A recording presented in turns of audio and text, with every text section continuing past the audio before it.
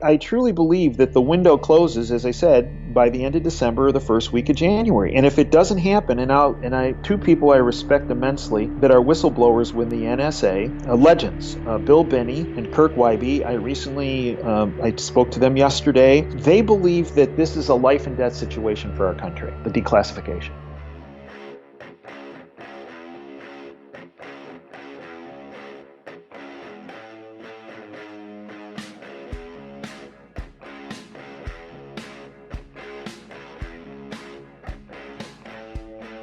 Hi, and welcome to the X22 Report Spotlight. Today we have a returning guest, Dr. David Janda. David has a radio show called Operation Freedom. He also has a YouTube channel called Operation Freedom. You can find him on the web at davejanda.com. And I am very happy to have Dave back on the X22 Report Spotlight. Dave, welcome back to the Spotlight. Dave, it's an honor to be back on the X22 Spotlight. I love your work, and I'm not just saying that because we're friends and we're speaking here today. I believe you have done enormous groundwork, enormous foundation for folks about the understanding of the deep state and how every American's and every person in the world's actually freedom and liberty are being eroded by a globalist syndicate, and very few people have the courage to do what you've done over the years. Well, thank you very much. I really appreciate it, and I love the work that you do. I wanted to start off here because we're seeing so much happen right now. We have the caravan coming up to the border, and I've talked about this on my reports, and you've talked about this also. What is the true agenda with this caravan? I know the mainstream media is out there and they're trying to say these people are looking for freedom and democracy. And Trump is taking a very hard stance on saying, nobody's coming into this country. What is the end goal of the deep state with this caravan? Well, I actually think it's actually been put in writing, no less, in black and white by the United Nations. They have a non-binding agreement that reportedly almost all UN member states are about to sign.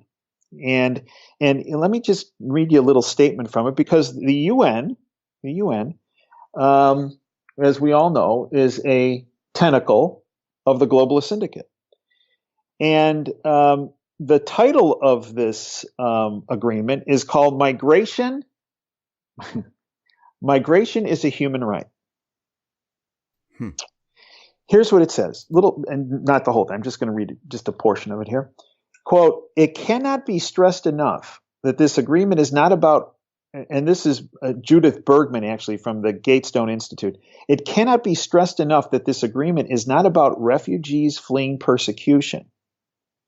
Instead, the agreement propagates the radical idea that migration, for any reason, is something that needs to be promoted, enabled, and protected. The finalized text of the agreement, the Global Compact for Safe, Orderly, and Regular Migration, although officially non-binding, quote, puts migration firmly on the global agenda. It will be a point of reference for years to come and induce real change on the ground," end quote, according to Jörg Logman, the representative of Switzerland to the United Nations, who led the work on the agreement, together with a representative of Mexico. And I believe what the globalists are doing, just as we saw them do this in the European theater of operations for them, they are utilizing this illegal border crossing as a means of destroying national borders and sovereignty, and ultimately the if you will, the business model that's being utilized here, that the globalists have used for many, many decades, is instituting chaos. And out of that chaos, they get more control, power, and financial resources. And that's what they did in the European theater with the migration from Africa and the Middle East into Europe. And now they're doing the same implementing the same business model coming from, in this case, Honduras, Guatemala, into Mexico, into the United States. This is about the destruction of the national border of the United States, the destruction of sovereignty, and instituting chaos. And contrary to the bought-off lamestream fake media's reporting, there's a inner core of this migrant caravan that is composed of really bad, nefarious people, terrorists, members of MS-13, Al-Qaeda. I have a source that is very interconnected into the Middle East, who tells me that there is documented evidence that they actually turned over to the Trump administration now a month and a half ago that showed individuals that had experienced and had been trained in camps in Iran and in various sundry places in the Middle East, and had been flown into Guatemala, into Honduras, into Mexico, and as far south as Ecuador. Wow. And many of these players they have traced into this, if you will, central core of this caravan. And the core, it's been, if you listen to MSNBC or whatever, well, these are women and children, and as you've outlined, 80% plus of this caravan is comprised of young males. And the outer surface, if you will, the wall of this caravan might be some women and children. And frankly, those, I think, women and children are essentially being used as a body shield. And I think if the organizers of this caravan have their way, that if some folks on the outer core, that being women and children, are sacrificed, that will promote their agenda, their goals and objectives. Because remember, globalists, really, their book, right, is Rules for Radicals by Alinsky.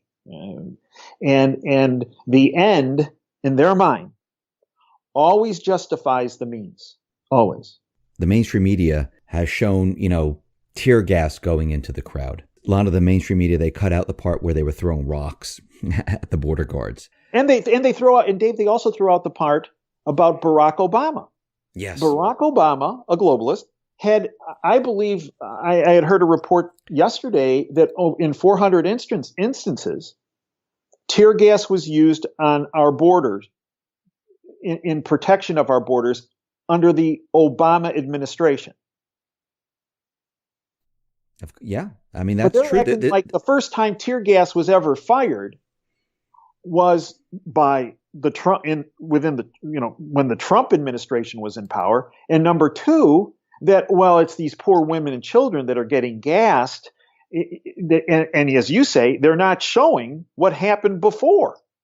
Well, that's the rocks, with the, Yeah, that's what's amazing about the mainstream media. They like to leave out certain information.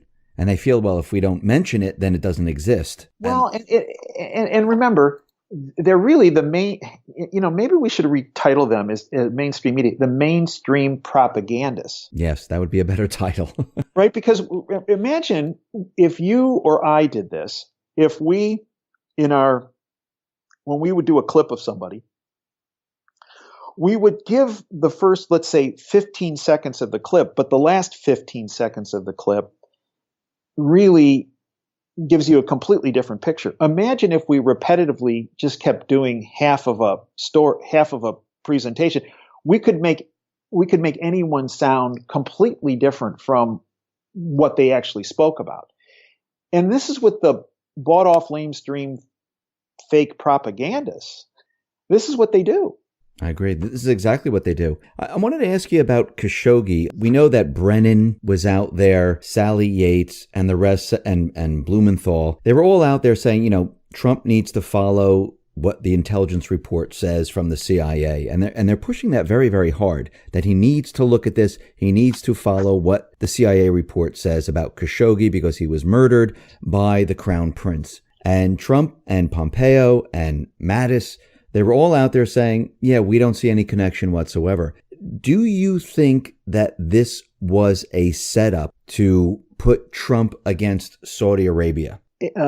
Short answer to that is yes, against the current regime in Saudi Arabia. Okay. Look, I'm married. I have two great daughters. I had a very strong mother. I bring this up because I really abhor how Saudi Arabia treats women, how they violate the rights of women and men and children. So I'm not. I say that because many times if you say something that you're seeing, well, you're just a spokesperson for the Saudi government. Okay, uh, anyone who knows me will tell me that's not the case. So and every regime in the Middle East that I'm aware of is brutal. Okay, I mean, obviously their standards of behavior are very different, I would hope, than our standards of behavior here in Western countries. That being said, I do believe it was a big setup, and there are a tremendous number of moving parts, and this is a very complex situation. I have several very deep sources in the government who I trust very much, who I've spoken to about the situation. The first thing is Khashoggi himself. Khashoggi is painted as a journalist. In fact, the lamestream media tends to portray him as almost as if you will, an American citizen. And as you and I both know, Dave, he was not an American citizen. He was a Saudi citizen. So when it comes right down to it, this is a Saudi citizen who was murdered in a Saudi embassy in a foreign country, Turkey. So first of all, to all those folks about saying, well, this is a tragedy. It is. Someone lost their life. But this is not a U.S. citizen.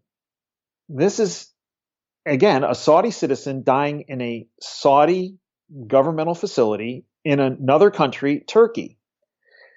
And many of these people, so we're supposed to break relations with the Saudi government because of this, according to some players that you mentioned. Well, let's look at it. First of all, Khashoggi was a journalist mainly in the Middle East. And they keep talking, he's a Washington Post columnist. No, I don't think that's accurate. He was a contributor to the Washington Post on a couple of occasions. Okay, so let's not make him think like he had Bob Woodward's old office in the Washington Post. Okay, he didn't. This is a guy who was very tied to several nefarious groups. One, he was tied very heavily to the Muslim Brotherhood. And number two, he was very tied to the former regime that had been in power, had is the operative word, in Saudi Arabia. And in particular, that bin Talal and Prince Bandar and their group. And remember, when bin Salman took control and his son, Mohammed, is kind of running the show, remember how they had that Four Seasons hotel reception, remember, where they had people hanging by their heels and people were getting beat up and some people died. And there was this, if you will, purging, if you will, right? When it came to, I don't know what he claimed, ethics or whatever.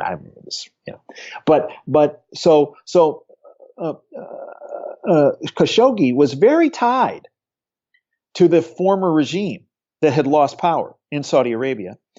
And remember who his uncle was, Adnan Khashoggi, who was the biggest notorious arms dealer in the world.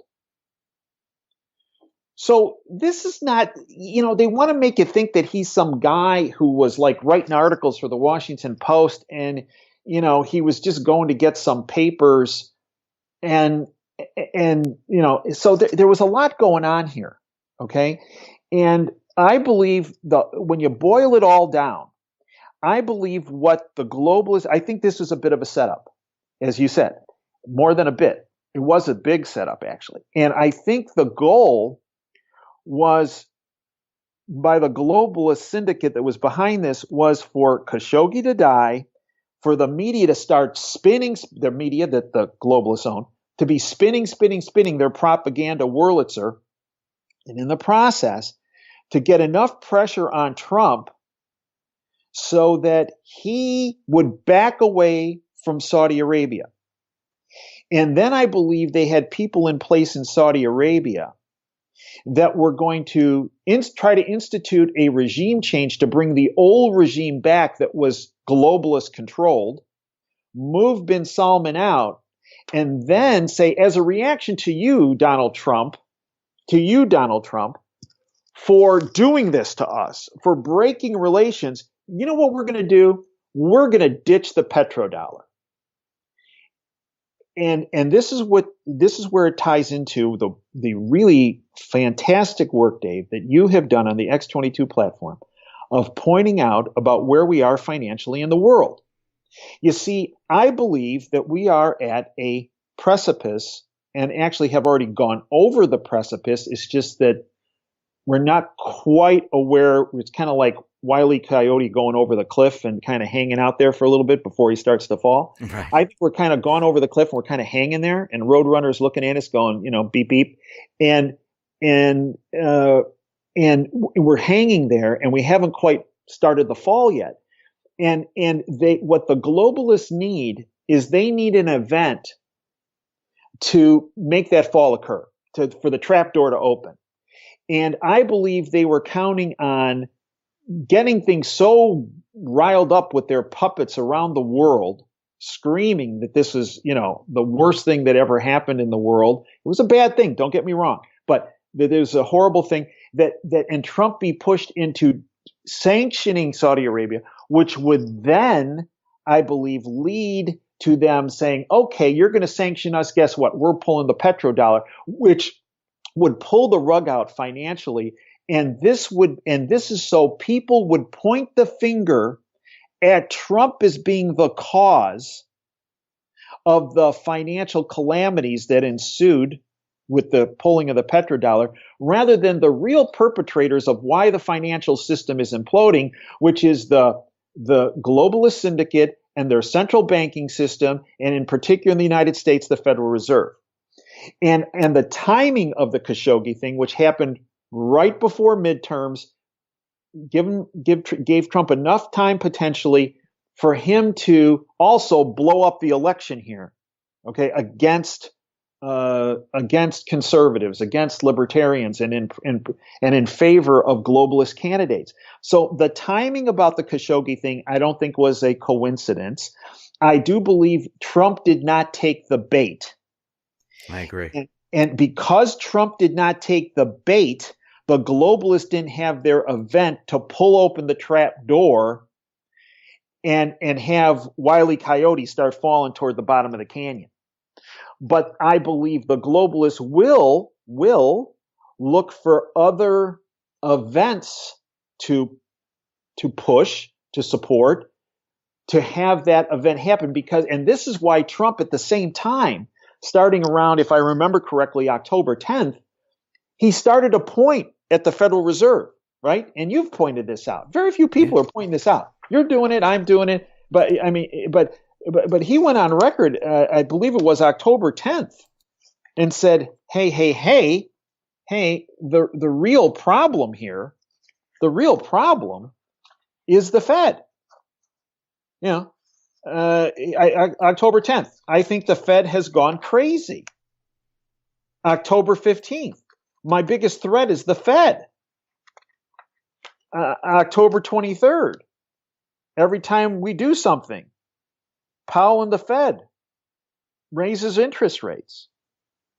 The biggest threat to the U.S. economy, Trump replied, was the Fed, October 23rd. And then, as you pointed out so articulately in one of your last videos, President Trump says the Federal Reserve, and this was reported in the Washington Post on November 27th, says the Federal Reserve is, quote, a much bigger problem than China, end quote.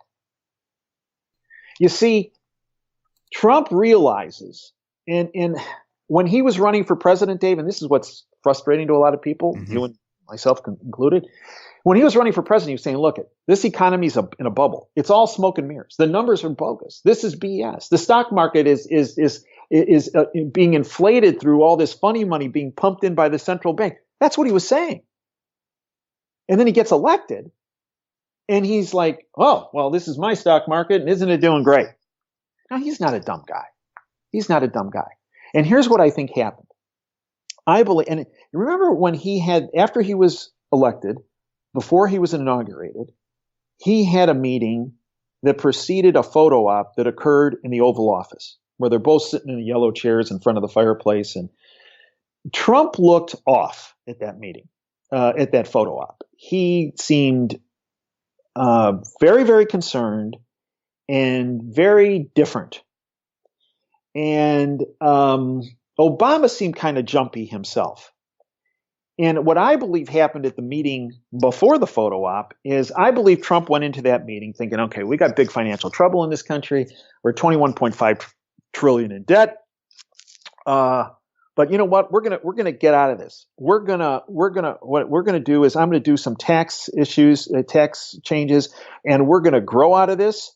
And what we're also gonna do is we're gonna inflate our way out of this by devaluing the dollar a bit, and maybe we might even have to default on some debt.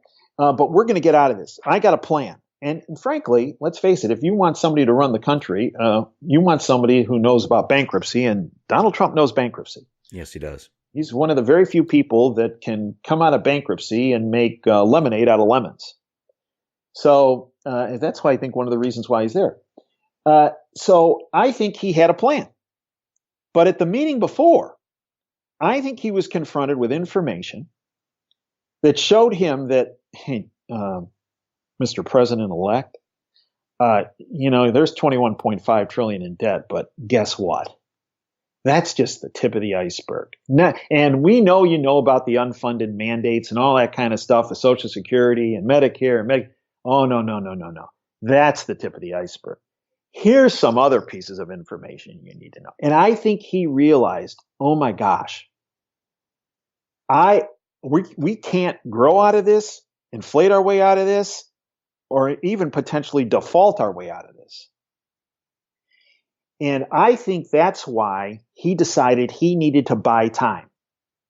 And the way he bought time is he brought some globalists around him to work, but also as almost, if you will, hostages. And that's Mnuchin and Ross and Gary Cohen. And he said, essentially, yeah, guess what? We're on the Titanic, boys, and we've already hit the iceberg, and you guys are the ones who put the iceberg there. And guess what? You're not getting off this boat alive. So boom, you're on. And you help create this mess. You're going to help solve this mess. And yeah, you're hostages. I really believe that was part of it. And the other part is I think he started taking ownership and said, okay, we're going to use the magic wand to keep pumping up the stock market, and we're going to keep pumping up all these other markets because it buys me time.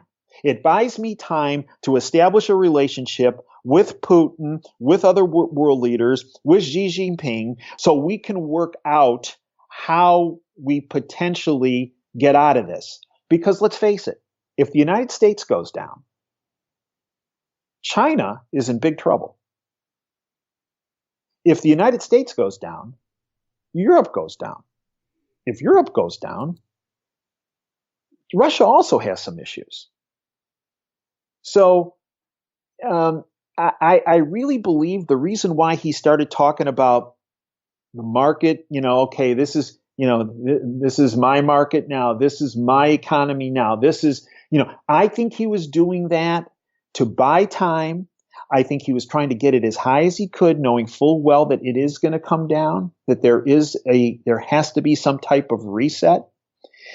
And I think that's where we are right now. And I think that this G20 meeting, they're going to be pointing the finger at, well, what happened at Ukraine and those ships off of Crimea and all this kind of stuff. And I think they're doing that as look at the shiny object. Meanwhile, they're working on other issues. And I think the other issues they're working on at this G20 meeting is the financial situation worldwide. Yeah, I do believe that the financial situation is the biggest threat to the world than anything else. And it goes back to the central bank, like you've been saying, and I've been saying this whole entire time. And with Khashoggi, Brennan and the rest, and this whole entire plan, I do believe, since, like you said, Trump came into office and all of a sudden the stock market's doing well. He used the manipulation that they've been using in the past. And now that you said that, this is why Mnuchin's there, this is why this person's there. Now, in my head, it's a little bit clear, like, he needed these people in there because they knew how to manipulate this, because they've been manipulating it for a very long time. So who better to use but the manipulators themselves to pump up this entire economy? And he needed the economy pumped up. This way, the deep state and everyone else that was against him couldn't say that you destroyed the economy. And I think you're right on with all of this.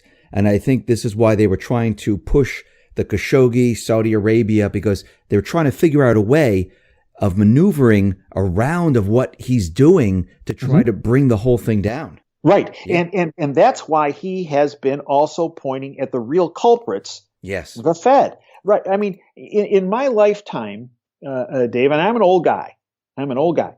In my lifetime, I only remember two other presidents who pointed the finger at the Fed, and that was Reagan, but not as pointedly as Trump has, and John Kennedy, when he was talking about, the silver certificates and the like. And we all know what happened to Kennedy 55 years ago on that trip to Dallas. And it was that the sole reason why he was assassinated, because he was taking on potentially the Fed with what some of the things he was trying to do. I don't think it was the sole reason, but I do think it was a component. I think and I believe that what Trump is doing is he is pointing the finger so that he knows the system is going to go down, but he wants to make sure people realize who's really to blame. And he's been relentless on this, Dave. He has been relentless. I mean, there isn't a day that goes by where he is pointing at the Fed. Do you think this is all being put out there, and he's continually pointing at the Fed to eventually open the Fed's books so people can see what they were really up to? Do you think that's the end game? Yes, I do. So you think I think his ultimate end game is to end the Fed as we know it, that has been in place since 1913, since Jekyll Island. I believe that. I think that's his whole entire plan. And I believe his other objective is that as this comes down, to make sure that as few people as possible are in harm's way. So I want you to think of this. My dad was in the construction industry. And before he would start building a big building, they would always tear another building down, right? That it was going to take its place, right? Right. And there was a lot of work. Everybody thinks they go in and they push a plunger and the building comes down, right? Well, but they don't see the months of work that went ahead in preparing that building for demolition. And as my dad used to say, the reason why, Dave, I know you want to see that building come falling down, but the reason why it's going to be 3 months before you see that happen is because we have to make sure that it's set up correctly so that when the building falls down, it falls down so there's as little damage to the other buildings around it and the area around it. And this is where the frustration is right now with many people. Many people are saying, not enough is happening. I don't see enough people. I don't see people in jumpsuits. I don't see bracelets, handcuffs on their wrists. I don't see progress. And I understand that. It's very frustrating for our listeners, for you, for me, for all of us. On the other hand, I think they're looking at this wrong. The powers that be, the globalist syndicate, have been in power for well over 100, 150 years. Some people say all the way back to before the Civil War. And they have set this very large building in place. And to expect a guy, not just one guy, but his team to set the charges to take the building down in 2 years or 2.5 years or 3 years, I don't think it's possible. And I do believe, though, we are coming to a point where we have a window that's closing. And part of the window that's closing is, I believe, there's only so long they can keep this financial system from coming down. And also, we have a change in leadership coming in the House of Representatives. And I ultimately believe, in the long run, the change in leadership in the House of Representatives will play to Trump's and the freedom movements, will play into their hands in a positive way. Because if something doesn't get done, the finger can always be pointed at them, much like he's pointing the finger at the Fed. But I do believe that we have a part of a window that's closing that is very important, because, and it gets us into this, if you will, to the declassification of the FISA warrants of Carter Page, of the text messages between Comey and McCabe, and also the 302 forms, the FBI forms that are filled out when they interview somebody, a Bruce Orr, the number 4 person in the Justice Department in the Obama administration. Trump on September 17th of 2018 came out and said, I want these documents declassified, unredacted, released. Right. Here we are, months later, and that hasn't happened. And I believe that we have till the end of December, maybe the first week of January, that where a window is open. And by that I mean, I believe it's imperative that these documents be declassified and released, because when they are declassified and released, there will be people, understandably so, that say, wait, I want to see some documentation behind that.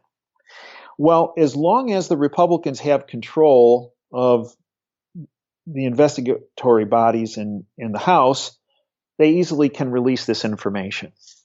But once leadership transfers, if you expect Pelosi and Adam Schiff and Maxine Waters and Elijah Cummings and many of these other folks to release the information, that just won't happen. And I truly believe that the window closes, as I said, by the end of December or the first week of January. And if it doesn't happen, and two people I respect immensely that are whistleblowers with the NSA, legends, Bill Binney and Kirk Wybie. I spoke to them yesterday. They're actually going to be featured on my platform at DaveJanda.com in our Insider Insight show in the near future.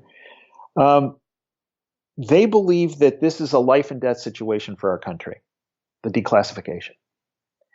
And they believe, and I agree with them, if this declassification doesn't occur, and if the people, the people I speak to, have spoken to, my sources, all felt that this was going to happen before the midterm election.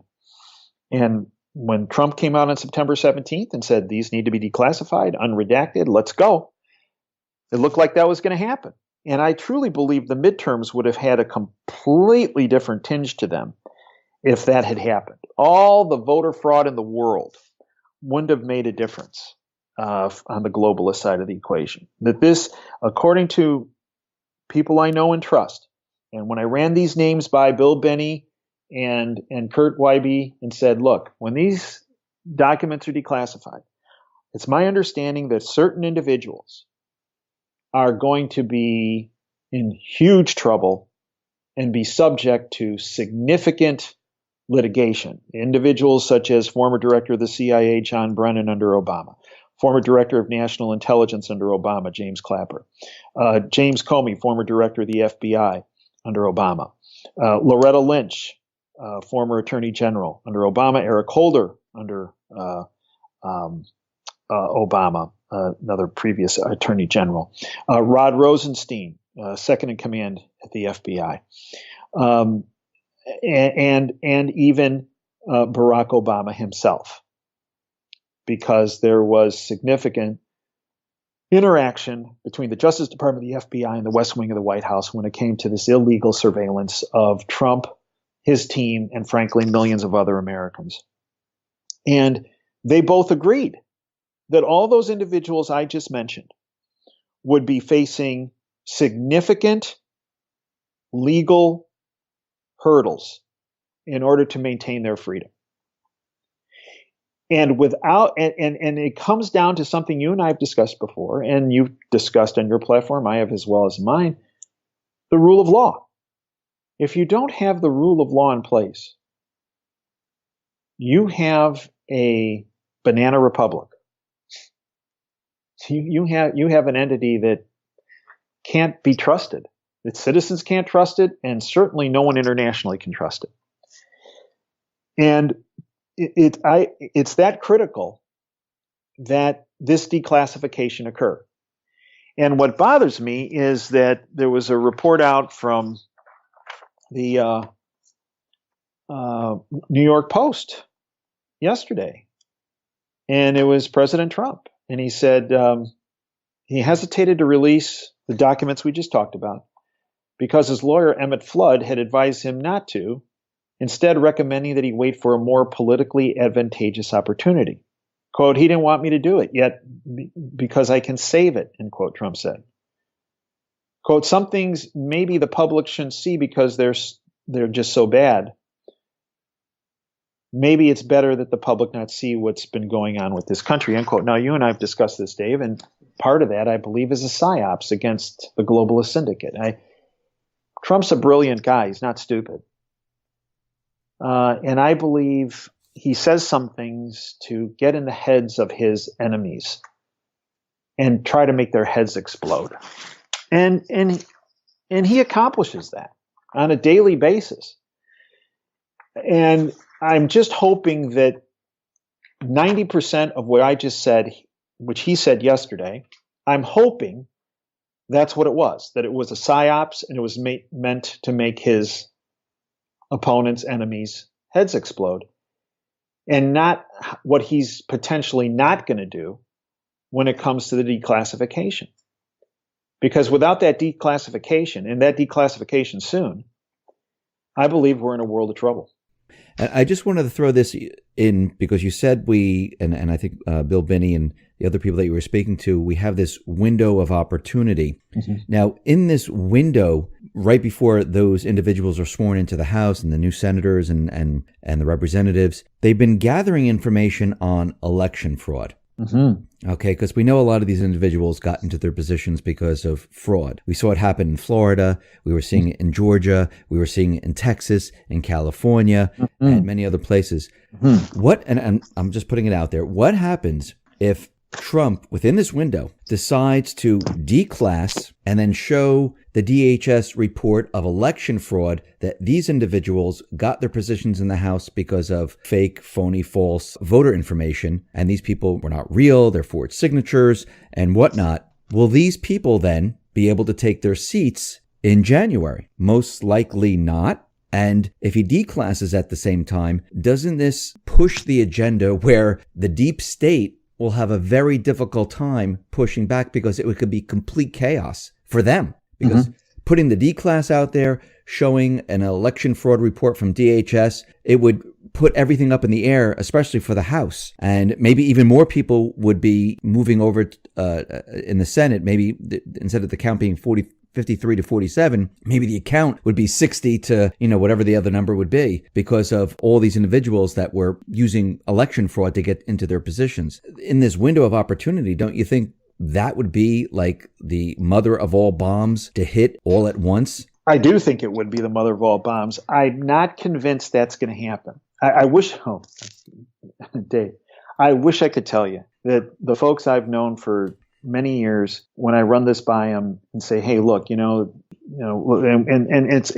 was blatant voter fraud and blatant voter suppression, Fox News, and we can talk about that in a little bit, but the election, I believe, results were altered, and every day went on after the election. I mean, my goodness, the globalists gained more seats in the House, after the election than they actually probably won Right. election Yeah. night, right?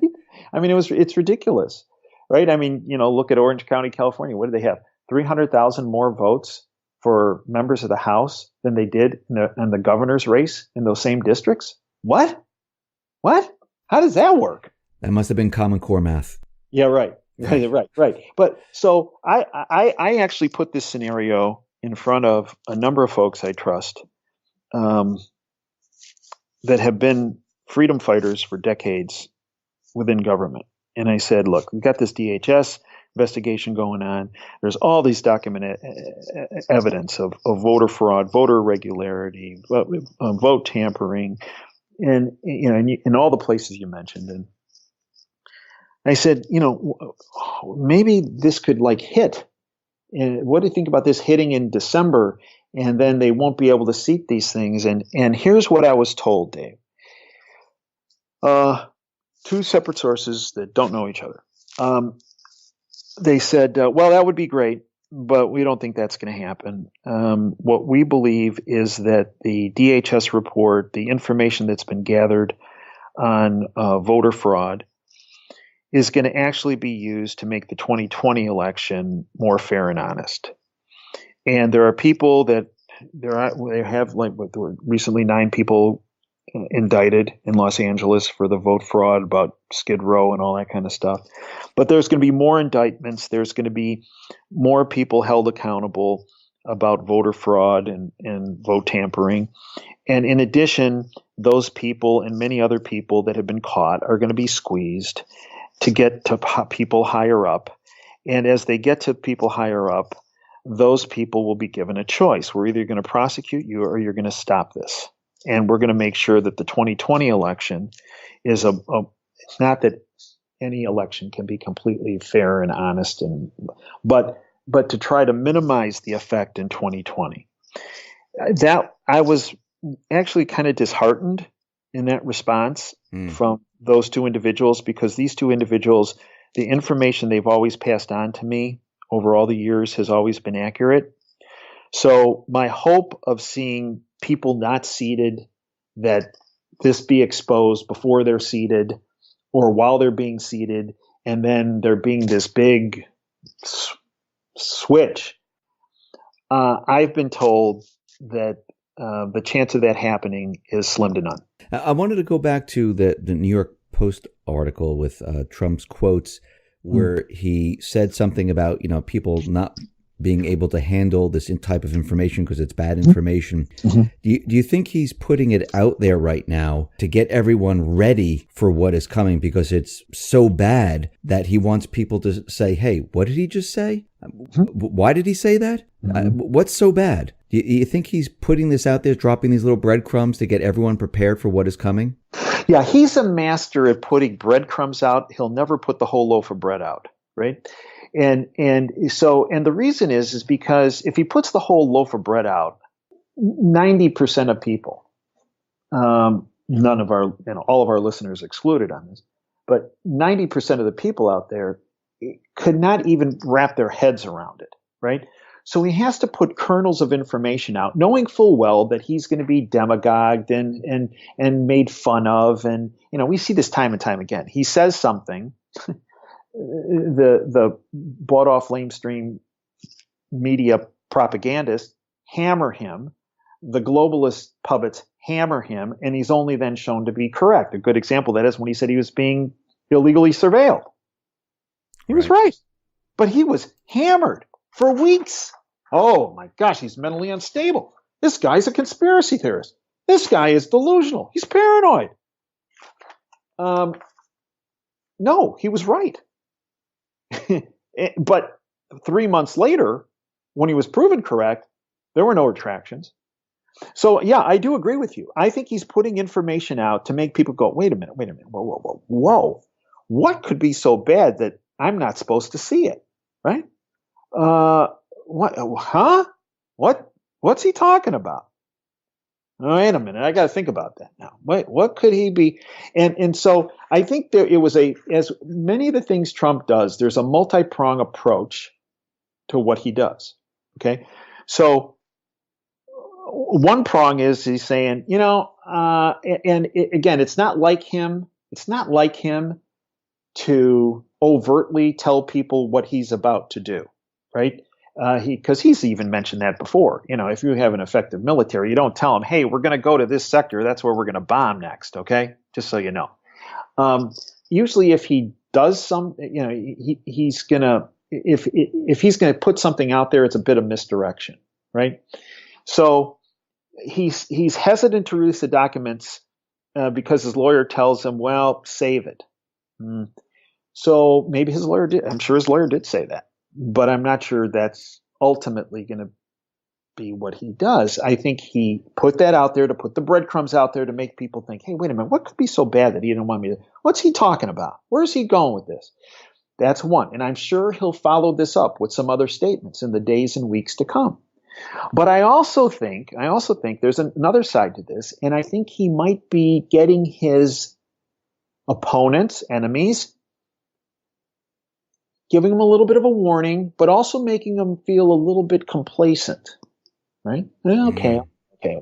So maybe we won't pull on that string as it relates to him, because if we don't pull on that string, then he won't dump this. And so I think there's a component of that. And I also think there's a component, a psyops. Going back to Saul Alinsky, he used to say, sometimes the lead up, you want to make it so that the lead up to the event is actually harder on your opponent than the event itself. In other words, get in their heads 24/7 and make their heads explode because they're worried about what's coming.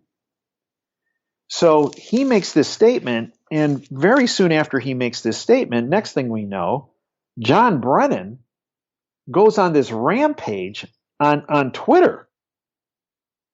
And in medicine, we have this concept of projection, that if you're guilty of something, you project onto others, what you're actually guilty of. And right. Brennan goes on this tweet storm. He goes, directed at Trump, your feelings of inferiority, insecurity, vulnerability, and culpability are loud and clear. You remind me of how many corrupt authoritarian leaders abroad behaved before they were deposed. Bob Mueller's name will be revered in the annals of U.S. history. Your name will be scorned. To me, Dave, when I read that, I go, wow, this is like projection on steroids. Yeah. And that all started after Trump made this comment about there's some things maybe the public shouldn't see because they're so bad. And let's go back to my conversation with Bill Binney and Kurt Wybie, who said, hey, look, one of the people that's going to come out looking really bad on this declassification is John Brennan. So I think there was a multi-pronged approach. I think in a way Trump was being honest. His attorney did tell him, hold it, save it. But he also wanted to get in the heads of his enemies and opponents, and he also wanted to leave some breadcrumbs for the public. So they start questioning, what could be so bad? What? What's so bad that I shouldn't be able to see that? No, I don't like that idea. I want to see it now. So I think this is that, going back to that quote and that comment, I think this is where he was headed. Dave, do you think the deep state, do you think they're going to be pushing another major false flag? I mean, we saw what happened in Ukraine, where ships, they sailed into the Russian waters and, they stopped them. And Poroshenko, he went out and he said, okay, now it's martial law. And do you think this is all part of their plan to try to still maybe start a war or something to deflect from everything that's going on? Yes, I do. And it goes back to one of your first comments about the migrant caravan. I believe that's also a potential setup for some significant issues, terrorist attacks coming out of that. It could be that the women and children that are on the outer edge of this wall, they're the ones they should potentially worry about inflicting bodily harm on them is not the United States military, but actually people within the inner core that are MS-13, Al-Qaeda, and have ties into terrorist groups from the Middle East.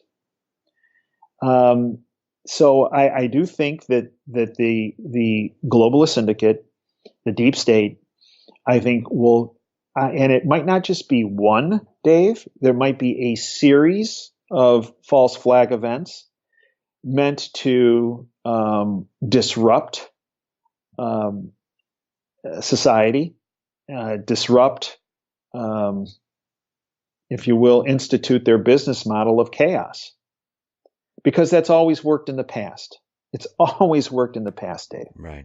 I mean, we have to give our enemies credit. The deep state has been very successful for many, many decades of not only controlling the narrative, but controlling societies around the world. And out of that, they've gotten more power and they've gotten more finances. Now, here's the good news. The deep state is very good at playing offense. They don't know how to play defense. And this is why Donald Trump bothers the living daylights out of them. Because Trump forces them to play defense. And they don't know how to play defense. And because of that, they make mistakes. And they not only make mistakes, but they become desperate. And they become hysterical. And you see them acting out, such as we saw with John Brennan here.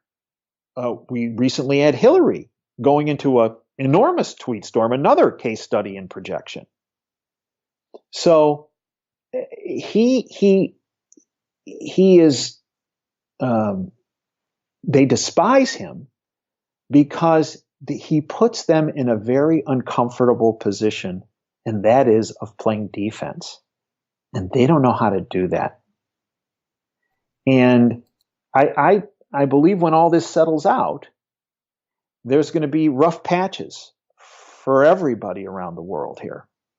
But I believe when it all settles out, I believe the freedom movement will be more empowered. And I believe the deep state globalist syndicate will be not decimated. I would hope it would be decimated, but I don't think it's going to get there. I believe it will be mortally wounded. Dave, thank you very much for being on the X22 Report Spotlight. Once again, how can people see your work? Sure. As you mentioned, Dave, we have the Operation Freedom YouTube channel. I'm not as prolific as you are as putting YouTubes out. You are the master, but I do try to get one or two out a week. In addition to that, my radio show airs live. It's a live radio show every Sunday from 2 to 5 Eastern. We're based at Wham Talk 1600 Studios. We're based in the People's Republic of Ann Arbor, Michigan. And folks can stream the show live if they go to my website, DaveJanda.com. Hit the listen live button in the upper right-hand corner. We're there 2 to 5 Eastern on Sundays. And then we also upload a significant amount of public information on DaveJanda.com on a very regular basis. And then I have a subscription service, 30 cents a day, $9 a month. Folks can sign up for a month. If they don't like it, they can drop it. But on that subscription service, folks give 24/7 access to our podcasts, to the archives of our show all the way back to October of 2010. I do two other shows, the Insider Insight Show, which is a video interview show of such guests that we have coming up here of Bill Binney and Kirk Wybie. I just had an interview actually with General Paul Vallely, who will also be uploaded here. And then I also have a show called the WTF Show, which is a show about geopolitical analysis based on my contacts that I've had of people that I've known for many cases, many years, in some cases several decades, to provide information that the fake propaganda media does not speak about. And then we have our Department of Advanced Research show that focuses on technology. And then we have our healthcare symposium briefings about how folks can cut their healthcare expenditures and the like. So we have a public side, a private side, DaveJanda.com. We have the YouTube channel, Operation Freedom.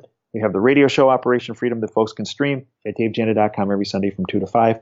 And Dave, I'd like to thank you for the opportunity to be with you. I'd like to particularly thank you as well, Dave, for everything that you do, because you truly enhance every person's freedom and liberty and future by giving them information that's honest, independent, and not bought and paid for by the globalist syndicate. Dave, thank you very much for coming on the X22 Report Spotlight. I really appreciate it, and it's an honor to have you on here, and I hope you come back again, because I love your explanation of what's going on around the world.